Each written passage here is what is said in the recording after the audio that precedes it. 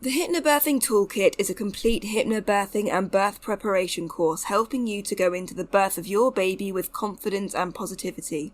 It's completely self-paced with pre-recorded videos, presentations, audios, PDFs, plus monthly live classes. It's a more affordable and flexible way to learn hypnobirthing and help you have the positive birth experience you deserve. Follow the link in the description below to begin your positive birth journey today. Hello and welcome to the Bell Mama Hypnobirthing and Positive Birth podcast. My name is Ellie Waddington. I'm a hypnobirthing teacher, antenatal instructor and positive birth coach, and I'm here to help you go into the birth of your baby with a positive mindset.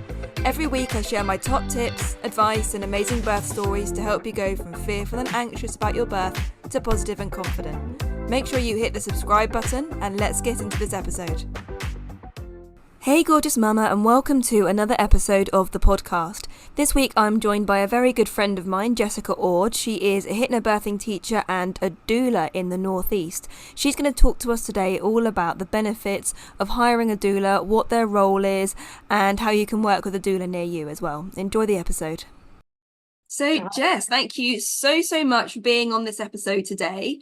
This is a really special episode for me because for those of you who don't know, Jess actually taught me hypnobirthing. When I was pregnant with my second baby, Jess actually taught me hypnobirthing and she supported me on that journey and led me to having the most amazing, beautiful experience giving birth ever and helped me get onto this path of becoming a birth worker myself. So I owe Jess so much. And we're actually now really good friends. We live 5 minutes away from each other, which by Northumberland standards is like basically next door neighbours. So yeah, thank you so much for coming on today, Jess. Could you just introduce yourself a little bit, tell us who you are, where you are and what you do? Hey love, so thank you so much for having me on. What an introduction. It is my privilege and honour to have supported you. It was amazing. And I'm just in awe of like the work you're doing and what a difference you are making to other parents' lives and sharing your experience. So thank you. So yeah, hi, I'm Jess. I am a doula and I also teach hypnobirthing like Ellie. And yeah, I live in rural Northumberland, as Ellie says, about 5 minutes down the road. I'm also a farmer's wife, so we live on our family farm with our two babies who are 6 and 2. And yeah, I spend my days when I'm not with parents to be, which is actually most days these days, generally chasing my kids around the farm, drinking cups of tea with my pals and buying stuff I don't need for my house. Generally mugs, generally I have a thing for mugs, so yeah, you can generally find me sipping a nice local brew, chatting about birth to anybody that will listen to me. Yeah, and if you're ever lucky enough to be on one of Jess's courses in her house is so relaxing. She has the most beautiful little hypnobirthing room, makes excellent cups of tea. Yeah, Jess's house is absolutely beautiful, absolutely amazing. Yeah, so you are here to chat to us today about your work as a doula, which is kind of one of your more recent offerings. You just sort of started doing this in the last year. So if you could just talk to us first a little bit about what a doula actually is. Yeah, sure. So yeah, like you say, so I've been doing the hypnobirthing and kind of birth prep with parents for about 6 years now. And it was actually Ellie, we've just been chatting. It was Ellie who kind of gave me the nudge to be like, I think you're a doula. And at first, it took me a little while actually to take the plunge and become a doula. I think I was quite hesitant because I had all these ideas about who I needed to be to become a doula and what sort of stage at life I needed to be. I was aware it's quite an intense job. But then the stars kind of aligned one day and I had a particular client who was like, you're my doula. Like, stop playing hard to get. You're coming. So yeah, I became a doula about a year ago now. Incredibly, time has flown. And what a doula is on the surface a professional birth partner, which sounds a bit odd. Like, why would you hire a birth partner? I'll just take my actual partner along. But it's a lot more than that. It's like the traditional wise woman who would have attended birth a couple of 100 years ago. So I'm sure probably at some point Ellie and I are going to have another one of these podcasts and kind of chat to you guys about the history of birth and kind of where we've been and where we've you know, where we're at now. But I'm writing that down immediately. we need to stay on track. So I'll not bore you all with a history of birth right now, but basically midwives used to be the old wise woman down the road who knew a shed ton about birth and had a lot of knowledge about healing remedies and herbs and how to kind of support you with massage and touch and little tricks and tips to help birth unfold in a healthy and safe way. So we've obviously come a long way from that. Like, midwives now don't really have the time to do all of that. A lot of my job, I would say, is still in pregnancy. So helping you get to a place where you can make decisions for yourself. You know, a lot of what you'll be doing, you know, as a birth coach, Ellie, just supporting parents and making sure that when your time comes, you feel 100% supported, safe, grounded, knowledgeable, and like powerful enough to choose a path which feels good for you. So I still think 90% of my job is before you've even had that first contraction. But on the surface, it's a birth partner. So, you know, I do all the prep with parents and then I'm there on the day, generally with my rebozo scarf. And if you're thinking, a what? I'd encourage you to have a little Google rebozo. So it's like a traditional birth aid from kind of New Mexico, really. And it's basically a long scarf, and you can learn how to do all sorts of magic to help support you through labor, to ease pain, to help baby kind of get into a good position sometimes. So yeah, have a little Google, write that down, guys. You can pick them up from, you know, the internet, and kind of it can be a good thing to do with your partner, and helps them feel useful as well. So yeah, we can look really surface level, I think, at like what a doula does. You know, I've got jotted down the basic benefits of a doula. And I see a lot of people kind of on social media being like, I'm a doula. And did you know? So there was a Cochrane review and it found that compared to women who don't have a doula, women who do have a doula, are 39% less likely to have a C-section, 31% less likely to use the induction drug to speed their labour up, and 12% less likely to have an epidural. So that's compared to women who don't have a doula. And yeah, I see a lot of doulas kind of resting their laurels on that, like, look at the stats, and it is amazing. And it's kind of mind-blowing, isn't it? A bit like hypnobirthing. You know, when you see the hypnobirthing stats, it's like, oh my God, that's amazing. But it's pretty surface level. Like, yeah, of course we're interested in physical outcomes in birth, but, you know, as a doula, I'm more interested in, like, how does she feel, you know, as she prepares to give birth? How does she feel as those first contractions kind of take over her body, and how does her partner feel? You know, really important to me. I don't think doulas certainly shouldn't be a replacement for your partner. You know, I'm not going to become your wife overnight. You know, I love the clients I work with, and, you know, you form such a special bond, but, like, I'm not your partner. You're not there to replace them. in fact, I think one of the biggest joys of my job is seeing the partners and how they grow through our preparation together. So it's kind of bringing them along for the ride and, you know, imparting my wisdom on them and, you know, Yeah, and I think how. that is such an important thing to note, is that men in the birth room as support, not as doctors, but as support, that's a relatively new thing, going by birth history. And some men still feel very lost in their role. They kind of they're there and they're told, you have to support her, you have to advocate for her, you have to remain strong and stable while not panicking that there's blood anywhere, and that's a very big thing to suddenly put onto a man. So Yeah. you're also there to support them and to be a stable force for the birth partner as well. 100%. You've hit the nail on the head, and I think it can be quite overwhelming. You know, even with birth prep, it can feel quite overwhelming.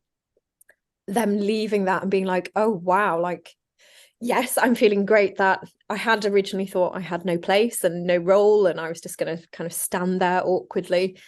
But no, I now know how important I am. And then it's like, oh my God, I am so important. Like, how do I carry all of this? And, you know, I think generally in life as parents, we're so islanded these days. You know, we're not birthing and living as human beings are designed to do. You know, I can see Ellie nodding furiously there as a fellow parent. Like, we're not designed to do this alone. And hey, birth can be different in different parts of the world. Actually, quite a lot of women do birth alone in different parts of the world. But I think generally over here, that would feel really weird.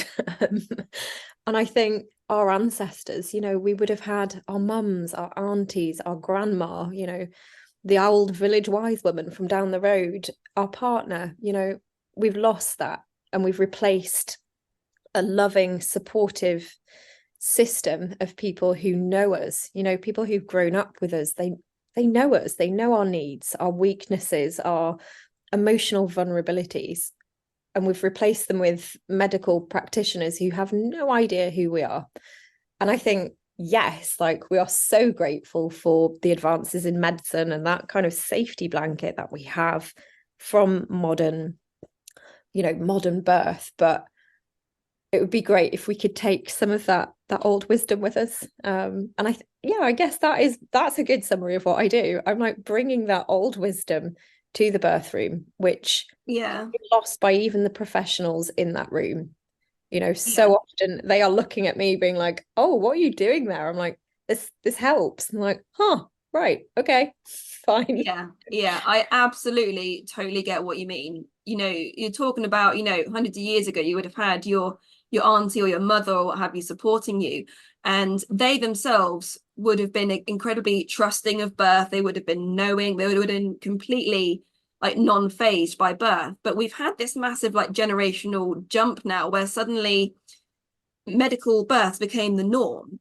And so our older women, our aunties, our mums, they were of that generation that had very medicalized birth. So they are suddenly becoming very fearful of birth. And we don't have that kind of older generation of women to look up to that are trusting and knowledgeable. And so we're kind of breaking that cycle. We are now kind of regaining that trust, but there's still that massive kind of generational gap that I think doulas are now filling. You're basically being like, as you say, the wise woman, the mum, the aunt that trusts birth, that people are missing from their own older relatives.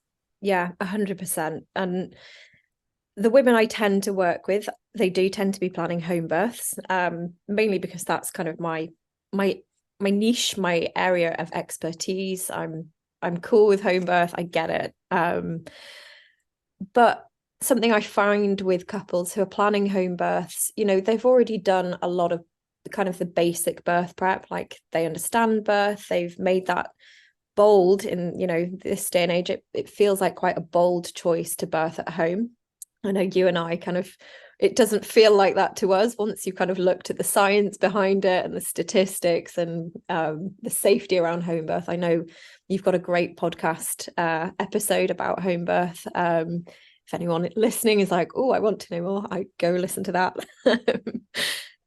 But it still feels lonely, doesn't it, when you're planning a home birth and you've got nobody kind of to look look to be for reassurance and a source of credible information. Something I know you and I have chatted about recently is kind of polarization of birth and how it can feel hard to find a middle ground, if you're making these choices which are different perhaps to your friends or your parents, your family. It can feel quite a lonely, awkward place where you find yourself in the middle. And that's kind of where I like to insert myself, really, is somewhere in the middle where I just empathetically and honestly listen. We've generally lost the skill of listening to pregnant women. That is so true. And we're always trying to solve something. And this goes for motherhood in general. If a mother complains that she's tired, if she's been struggling with breastfeeding or any of these things, your reaction is automatically to try and solve that problem, even though she may just want to vent, she may just want to listen. And you're absolutely right in that skill has been lost. And ironically, I just interrupted your sentence there. But I just wanted to say, yes, Jess, I agree with you. Carry on with that thought. Do you know, I think it's a motherhood thing, isn't it? We're so used to having our little ones around us that, when a thought comes, you're like, I need to say this because I will be interrupted in a minute. Yeah, I totally agree with you. Especially with birth, fears are always going to come up. Like, no matter how much hypnobirthing you do, no matter how well you prepare, it is normal and expected for stuff to come up. Like, pregnancy and birth is a time of shedding and getting stuff up and out. And I think if you don't have that somebody in your life who can just listen and perhaps tap, tap, tap on the right crack, it can, if, for example, like planning a home birth, or if you wanted, if you're saying to somebody, I want as natural a birth as possible, I want a water birth or a home birth, but I'm really worried, this worry keeps coming up for me. And I found, as when I was pregnant, that without a doula, when I would voice that even to my partner, who's amazing, he gets it, he gets the birthy stuff. Obviously, I've been chattering on about it for a good 6 years now, but it can be a tendency for the people who love us in our lives to be like, right, well, let's not do that then. If you're worried about something going wrong, let's go to the hospital. Then let's listen to whatever everybody else is telling us. When sometimes the fears that are coming up actually have nothing to do with that thing, it's something deeper. And I don't know, I think that's one of my particular skill sets, is being like, let's dig deeper in this thing. What's this really about? And just having that space to kind of crack open a bit and be like, oh, I'm going to get all this out actually. And then I feel better. Yeah, and you want to know that if you are using somebody as a sounding board and getting all these worries out, that they're not going to project their own fears onto you, which is what happens so commonly when you try and talk with family members or friends that have been through this. We're still of this generation where very few people are having home births. Hospital birth is still the norm. It's still the normal thing to do in society. And so you talk to them and they will automatically say, well, maybe just go to the hospital because that's safer. And it's their own fears projecting onto you. It has nothing to do with your choices or how dangerous they may or may not be, because we know that actually home birth is safer for most people. But it's their own fears. And then you have to find someone that is going to talk you through it objectively and kind of guide you without leading you. Does that make sense? Guide you without leading you. I'm going to write that down. That's Yeah, it's a good one. And it's exactly what you need in a doula. A big part of my job actually is working on myself, making sure I'm not taking my own shizzle to somebody else's space, whether it's during pregnancy. And I get you'll have the same thing as a coach. It's really important for us that we are supporting parents from a neutral place. And it can be really hard, and I'm sure you'll get it a lot where people are like, what do you think, what would you do? I'm like, doesn't matter. I'm a different person to you. We all have completely different needs, especially around pregnancy and birth. And yeah, I think being able to be a source of signposting and support, and affirmation, generally reflecting back, no, I'm hearing you say this. What do you mean by that? What do you think's behind that?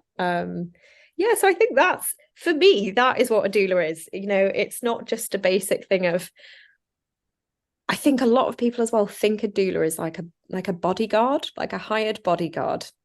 And I'm quite passionately not that person. So I as soon as I started doulaing, I was quite clear on kind of who I am and what I do. And I didn't want to be hired to kind of go along to the hospital and like guard the door and fight for people. And I know a lot of people might be like, that's kind of what I'd want a doula for, is to protect me. But I don't know, I think that's kind of disempowering personally. Like, I would rather support you and your partner to be able to choose a path that you don't need to fight in. Yeah, and there's also a tendency, if you think, oh, it's okay, my doula's going to do it, there's almost then that tendency that you're perhaps not going to do as much inner work as you need to do. 100%. And that, I feel like that's almost robbing you of part of what I think the whole pregnancy and birth journey is about taking you from that maiden to mother space. So Yeah. if you're like, what are you talking about? There's this whole journey you go on through pregnancy where you're moving from being, if it's your first baby, particularly, from being a childless maiden, you're still kind of in your last phases of childhood, which might sound crazy if you're in your late 30s, but it is a different transition. And even if you've already had a baby, it's kind of deepening your matriarchy, your motherhood, your power as a woman. And I feel like by just handing that over, whoever you're handing it over to, I don't want to just be an alternative source of taking your power. So that for me personally isn't what I do as a doula. I don't go and just like bodyguard and be like, no, you may not speak to her. I mean, a lot of the time I am sort of doing that, but not in a bulldoggy kind of way. Yeah, I would rather help you to find your path where you feel comfortable and you're making decisions that feel right for you in the first place. Yeah, and I think it is worth noting though that there's a whole range of different doulas.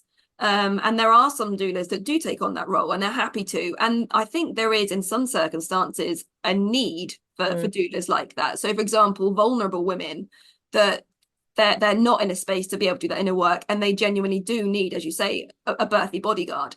Yeah. And that's why I think it is important, if you're going to hire a doula, like, don't just hire the person that's nearest to you, like interview a few different ones, see what their vibe is, what they offer, and what you need, and hire someone that really resonates with you and your circumstances.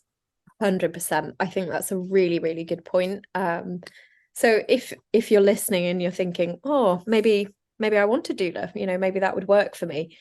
The place I would start personally is just good old Google, Google, or, go onto Instagram and Google search on Instagram for doulas near you, and like, take your time. It's a really, really important decision. It's not one to just kind of snap up. I would take your time, like really read through their website, try and get a feel for the vibe of that person. Follow them on social media for a bit, see if what they are talking about aligns with what you want for your birth. And then, reach out, like have a conversation. When when somebody reaches out for me, I've definitely had it where people email and they're like, oh, can we hire you as a doula? I'm like, not yet. No, let's go for a coffee. Personally, I always go for a free of charge, hours coffee with people. And then I'm always like, almost always people are like, yes, please, can we hire you? I'm like, no, not yet. Go and sleep on it. This is a really big decision. Like, really feel into it. Get a feel for how a doula makes you feel, whether you feel safe with them, whether you align.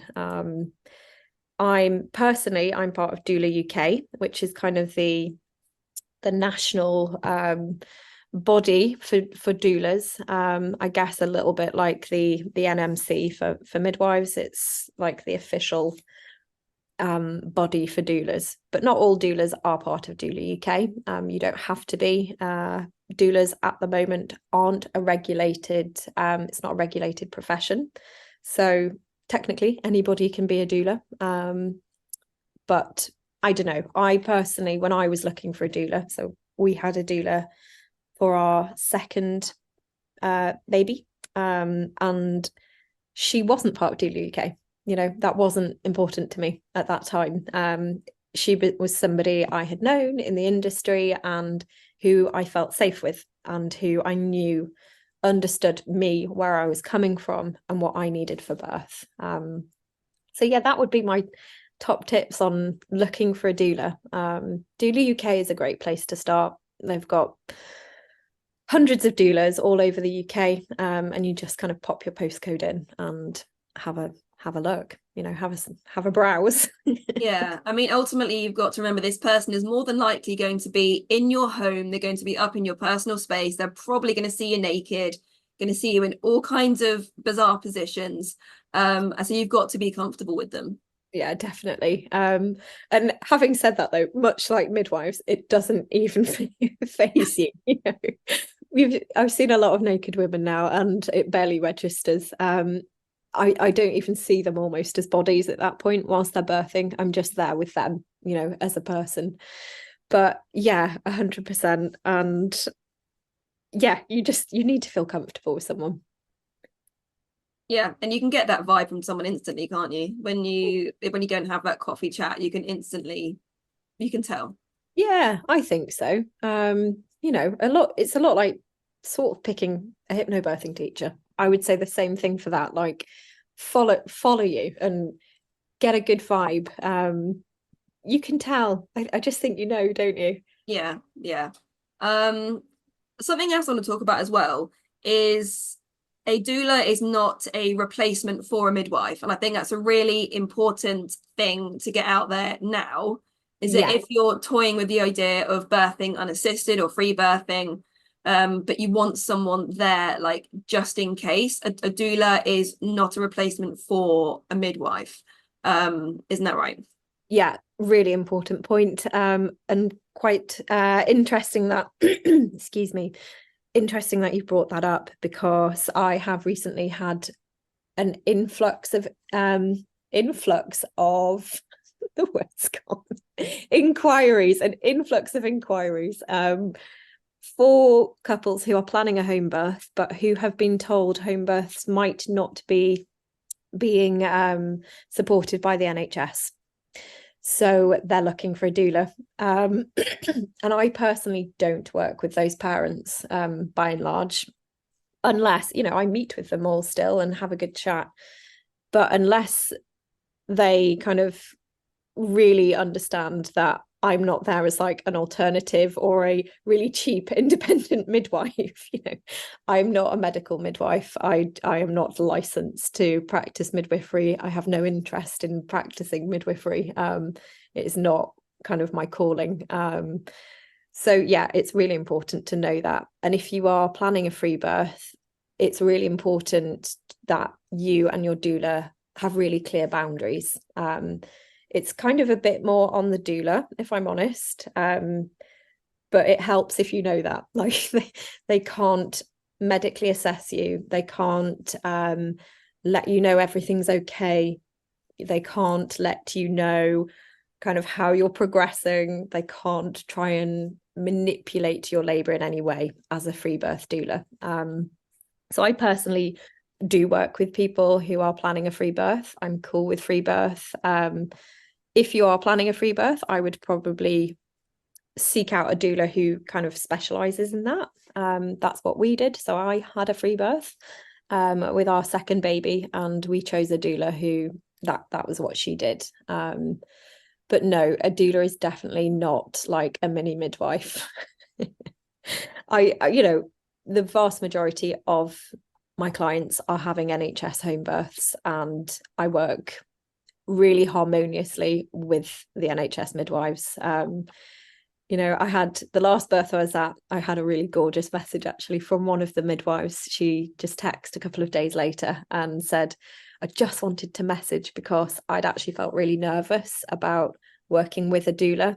She's like, I'd had a few not so great experiences in her old location. She used to work up in a big city. She was like, but you were just perfect. And I was like, oh, that's nice, you know. It's nice, yeah. Yeah, and that's what you want. You know, you don't want, well, I don't want as a doula for there to be bad vibes in the room for the woman. And it's important as well that I think it's important that whoever you choose, whilst being able to protect you and protect your space and uphold your needs and wishes for birth, are able to co-work with the medical team that you're choosing. So yeah, that I'm definitely not a mini midwife.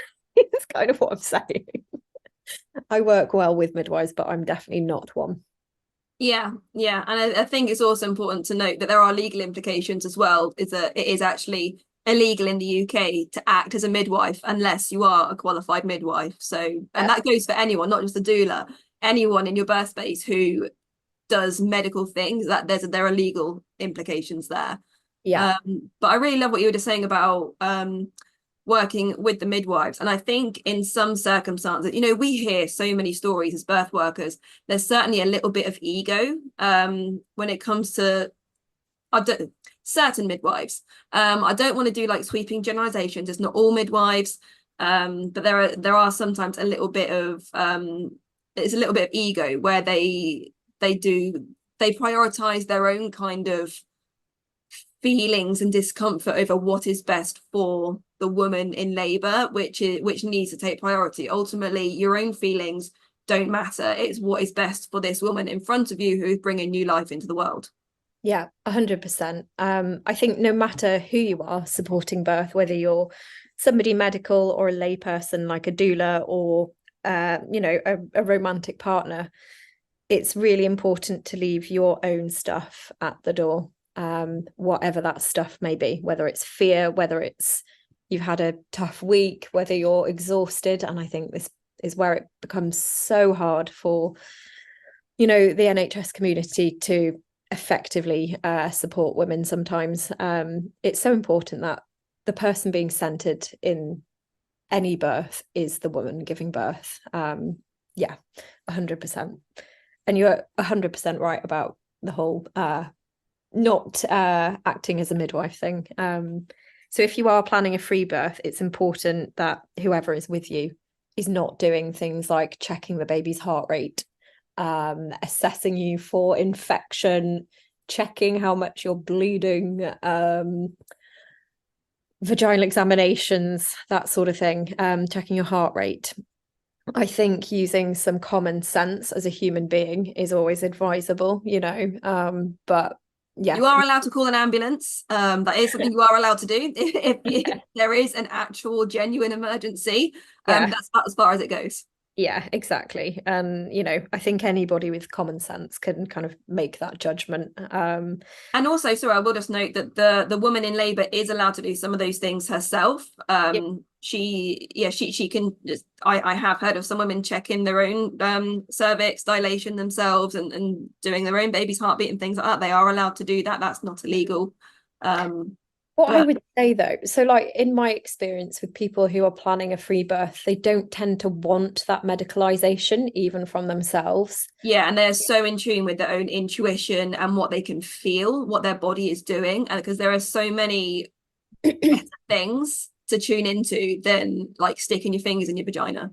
No offense to anyone out there that wants to do that, but there are so many other things. Yeah, I mean, you're going to have to be pretty familiar with your own cervix to do that anyway. And I just can't imagine anybody wanting to. But what I would say is if you're wanting to do those medical checks, but you're not wanting a medical professional to do them, that's where I would explore in my birth prep. Like I want my birth to have that medical reassurance, but I don't want the medical professionals to do it. And I guess as a doula, my big question to you would be why? Why do you want them, and why don't you want the people who are trained in that to do that for you? You know? they're probably best place to do that. If you want medicalization in your birth, probably do it with a medical professional. Yeah, I mean, I think a really good thing to note is that, we're talking about polarization of birth. It's like you think that if you're going to choose this way of doing things, that you have to follow these rules and tick these boxes. Your birth can look however you want it to look. You can have a home birth but still have midwives in your home. You can have any combination of different things. You don't have to fit into a particular category just because you think that's what happens. Yeah, 100%. I really relate to that as a mum. So, I did mention that I had a free birth with my second baby, but I actually detest the term free birth. And I don't generally talk about the fact that I had a free birth in inverted commas, because I just don't really like not associate, but like I don't feel like I fit in with that kind of free birthy community. I'm not especially radical. I'm not much of a hippie, or I'm not a hippie at all. I have far too many designer shoes and handbags stashed away to kind of fit the mold of what I thought back then a free birther or a home birther even was. But it was just the right thing for me. At the end of the day, it was just how I felt safe, and that's how I wanted to, if possible, bring my baby into the world. I didn't fit a particular mold. I was pretty happy to transfer at the first kind of sign of things not feeling right. I sought out NHS antenatal care for my entire pregnancy. There is an NHS midwife at my home, at 9 o'clock the next morning after the baby had been born. I don't think you have to look a certain way or have particular lifestyle choices to want to birth in a particular way. And I think that goes the other way as well. You might be an absolute earth mother, hippie mum who's, planning to cloth nappy, grow your own veg, you've got your own sourdough starter, whatever that means, but you want a planned C-section. Like, that is okay. You don't have your birth choices and your lifestyle choices don't have to like perfectly align, and you don't have to be the Instagram perfect version of anything for your birth and what you want, what's right for you. Yeah, I mean, what we champion above all else is bodily autonomy. It's making your own decisions, making informed decisions, and being supported in those informed decisions. Yeah, 100%. And kind of having the space to listen in to your own intuition and be honest with yourself about what you actually want for birth. Yeah, I've got here some top tips for birth partners as a professional birth partner. Yeah, do it. To be honest, I've forgotten what on earth we were talking about. I know. This is generally the sort of conversation that happens in Jess's kitchen when I go over for a cup of tea or a cup of coffee, and the kids are in the playroom, usually destroying something. And this is exactly the sort of conversation that we have. So, no, I don't feel like, the welcome to the kitchen table, basically. I hope you've got a virtual cuppa with us. So, my top tips for being a good birth partner from a professional birth partner, because I figured that might be quite useful, something useful to share with your partner if you're listening, or kind of press pause and get them to come and have a listen in. So really understand her needs, so your needs. So make sure they really understand your needs and your wants and your desires when it comes to your birth plan. I, like Ellie, am a big fan of a birth plan or 3. I definitely don't think they're a waste of time. I think it is crazy, if I'm honest, to approach birth in the modern world without one. They're not, you're not a little girl making wishes for unicorns on her birthday and feeling a bit silly about it. This is a document to kind of communicate with your birth team. And I'm sure Ellie has a podcast all about making a birth plan. I do, yes. So, go and have a listen to that. If you haven't already kind of figured out writing a birth plan. But don't just kind of get them to read it and do it. Make sure they understand your whys. I think that's the really important thing. Like, why is such a thing important to you? Is it because you found this research? Share the research with them. Is it because it freaks you out? You know, a particular thing just freaks you out and you don't want it. Is it because you intuitively know it's not the right thing for you and it just doesn't make sense so far as your understanding of birth goes? Like, make sure they understand your why, because then they can better protect the birth plan for you. Because that is their joke, their joke, their job. It's not a joke. The birth plan is not a joke. It's their job, which kind of leads me on to my tip 2, which is protect her. So, you know, imagine you are kind of Gandalf up the bridge. This is a particularly geeky you know, but we're here for it. We love it. We're here for the geekiness. You know, that thing where it's like, you shall not pass. Like, that is you. You are protecting that birth plan. They need to be protecting your space, your energy. You are the protector. And I don't mean in like a bulldog way. I mean in like a gentle, energetic way. You know, they are there to make sure that all you need to do is flow with your body. Number 3, listen. Like, listen to her in pregnancy, in birth, postnatally. Just don't have your own thing. Don't be trying to fix it. Just listen. Is so important. Number 4, keep your stuff in check. Like, keep your own shit under control. Sorry, you might have to put that out. Keep your own shizzle under control. It's a really hard thing to do. And, you know, I see birth day in, day out. It's my job. And there are still moments where I have to ground myself and kind of come back into my body. So I think this is where doing hypnobirthing with your partner is really beneficial. You know, those techniques aren't just for you. They're, you know, it's not just for the birthing woman. It's for you as the partner as well. You know, you having your own tools to kind of regulate and ground yourself are really important. So yeah, get yourself signed up to Ellie's course together. Yeah, and I'll also, sorry, I'm just going to do some shameless advertising here. Part of my course as well, I have a relaxation specifically for birth partners for them to listen to build their confidence. So yeah, it's really important. Carry on. But I think often like partners can just think like, oh no, this is just for you. Like, oh, I'm not doing that. Like, I can't tell you how overwhelming witnessing your partner birthing will feel that first time. Don't skip it. Don't skip it. Prepare yourself as well. You know, as a professional birth partner, in inverted commas, I don't know why it's inverted commas, but it just feels a bit professional birth partner.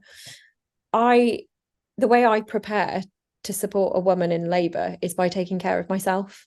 So I am never more well rested, well nourished, happy, spiritually in check, you know, grounded, you know, meditating, whatever you want to throw at it.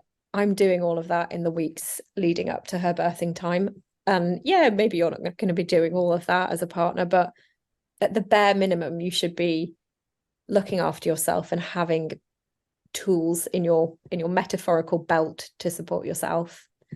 It's also worth noting as well that the hypnobirthing techniques, you can use them for all sorts of different things. They're not just for birth.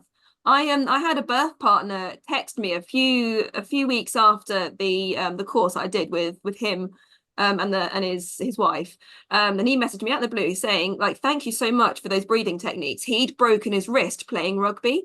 And while he was having his wrist set in hospital, he was using hypnobirthing, like the breathing techniques, to keep himself calm and to deal with it. Which I thought was amazing. So yeah, hypnobirthing techniques there for all walks of life. 100%. Yeah, it's not just like labor techniques. This is like life techniques, you know. So number 5, and again, this is kind of another prepare together kind of pointer, is understand the fundamentals of birth. You know, for me as a doula, that's a given. But for you as a partner, if you don't understand the fundamentals of physiological birth, so how birth naturally unfolds, what's going on, what she and you together can be doing to support that natural, you know, unfurling of birth, then it's not much use. You need to you need the basics. And again, like, do a course together, find a course that fits for you, that feels aligned, and do it together is what, that's my top 5 tips. I love that. That is absolutely perfect. Thank you so much.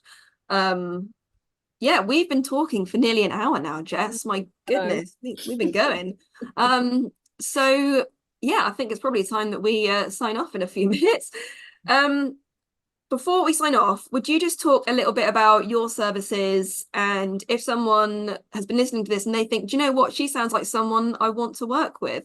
How would someone do that? What services do you offer? Where do you work? And how would someone go about getting in contact and having a coffee with you, not just booking you, because they can't just book you. How would they go about that process? Well, I guess if you can't be bothered to come and have a coffee, I'm not your doula.